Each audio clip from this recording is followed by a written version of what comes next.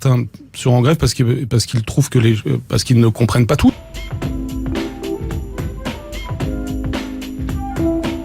Alors demain matin, j'utilise ma voiture de fonction comme tous les jours. Je serai de cœur avec tous les franciliens qui galèreront dans les couloirs du métro.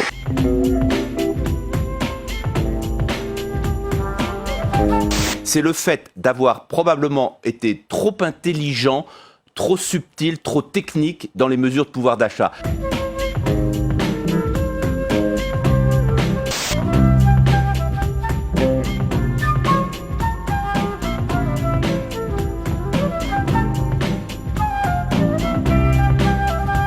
Le gouvernement d'Emmanuel Macron est en train de remporter le César dans toutes les catégories du mépris de classe. On peut trouver toutes les variations, mépris des personnes, mépris de leur activité, mépris de leur histoire, mépris de leurs paroles, etc. Ils ramassent tout. Il y a une petite catégorie de gens qui concentrent le pouvoir de l'argent et le pouvoir économique et qui considèrent avec raison d'ailleurs, qu'ils dominent le monde, mais en plus ils ont tendance à considérer que c'est légitime et juste. C'est le signe de ce que Warren Buffett a déclaré il y a quelques années. La lutte des classes existe bel et bien, mais c'est nous, les milliardaires, qui l'avons gagnée. The extreme rich are clearly winning.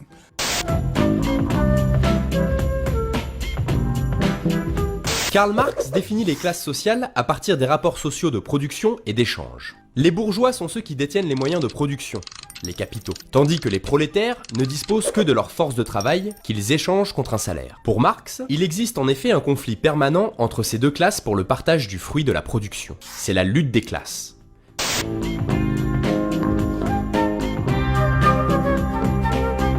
Ça me paraît évident qu'il y a une lutte des classes aujourd'hui, qui va des migrants, des immigrés au prolétariat classique, en passant par les jeunes qui sont sans boulot, par les précaires, par les gens qui sont obligés de faire des petits boulots, par les femmes de ménage à qui on donne un coup de fil en disant 2 heures aujourd'hui, 1 heure demain, 0 après-demain, etc.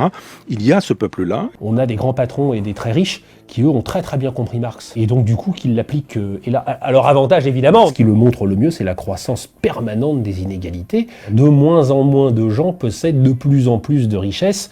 Évidemment, ça implique la réciproque. De plus en plus de gens qui possèdent de moins en moins. 26 personnes se répartissent aujourd'hui autant de richesses que la moitié la plus pauvre de l'humanité.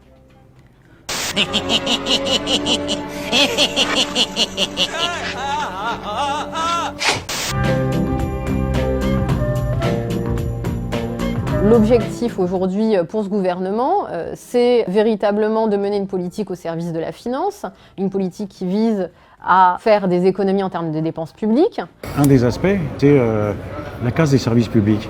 Destroy some system, first defund it, then it won't work, people will be angry, they want something else. That's a standard technique for privatizing some system. Ça a été cette année la répression tout azimut, répression contre les mouvements des Gilets jaunes,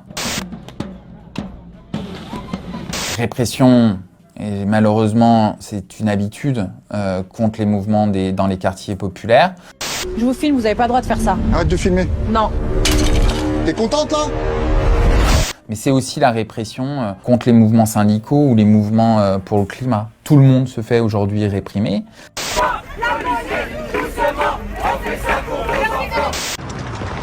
Je me demande si c'est vraiment nécessaire, toute cette violence. Non, ça va. Je ne vais pas me faire peur à votre petit cœur. La meilleure façon de se payer un costard, c'est de travailler. Voilà.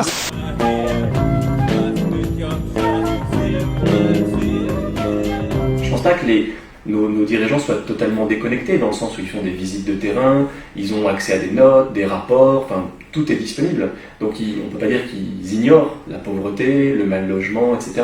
C'est juste que ne l'ayant jamais vécu, ils peuvent se faire des idées un peu fausses sur les motivations des personnes qui sont dans la merde, en gros. On vit pas dans le même monde, on vit pas les mêmes réalités. On se demande à chaque fois, on se dit mais où ils vivent, comment ils vivent. Jamais aucun d'entre eux n'a fait des courses, n'a gagné sa vie pour toucher un salaire, n'a travaillé, etc. Combien coûte un pain au chocolat ? Jean-François Copé. Je donnais aucune idée de combien coûte. Ça doit être aux alentours de 10 ou 15 centimes d'euros peut-être, non ? Je pense que quand on mettra les cons sur orbite, t'as pas fini de tourner.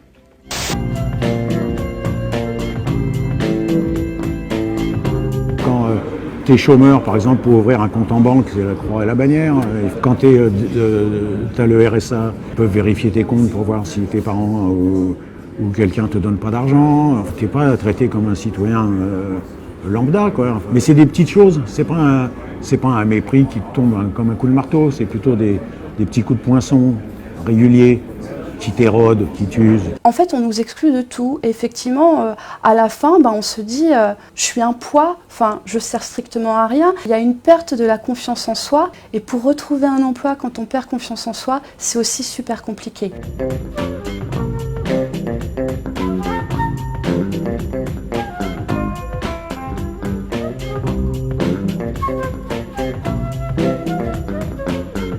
Il y a beaucoup de foyers de contestation aujourd'hui, de colère, soit les pompiers, les enseignants,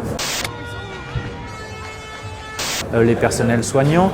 Infirmières maltraitées, patients en danger. Voici ce qu'on peut lire sur les pancartes de tous ces infirmiers et infirmières qui se sont rassemblés ici. La réponse à ça, c'est comment on crée une conscience de classe. Comment on fait venir les gens dans des sources collectives, comment on les réinvestit dans des actions collectives. Comment lutter? D'abord, organiser la communauté d'intérêt, la rendre visible, et puis mettre en avant leurs contradictions qui sont de moins en moins tenables aujourd'hui. Et donc tout leur discours culpabilisant sur le coût du travail. En parallèle de cette réforme des retraites, nous pourrions baisser le coût du travail de façon significative. C'est pour faire oublier que, en fait, notre travail, il ne coûte pas d'argent. Au contraire, notre travail, il crée des richesses. Et le problème, c'est que ces richesses, elles ne profitent de moins en moins à la société tout entière et qu'elles sont captées par une toute petite oligarchie.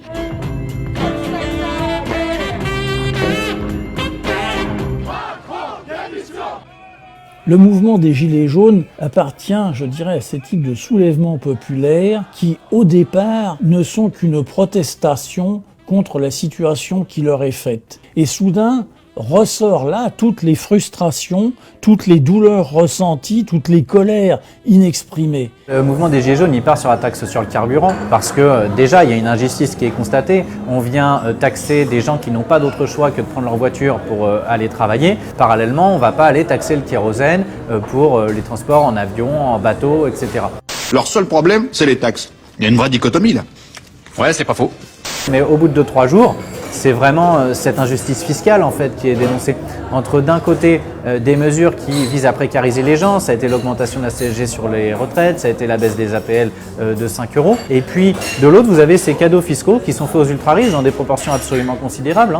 Regardez, entre la suppression de l'ISF et la taxe sur les revenus du capital limitée à 30%, c'est un cadeau fiscal de 4,5 milliards d'euros fait à ceux qui possèdent un patrimoine financier. Et voilà comment on en arrive à la situation où vous avez une économie qui est totalement atone, qui en fait distribue via le système fiscal des milliards et des milliards aux très riches. Donc ça contribue à l'augmentation des inégalités et à l'augmentation de la pauvreté aujourd'hui dans notre pays.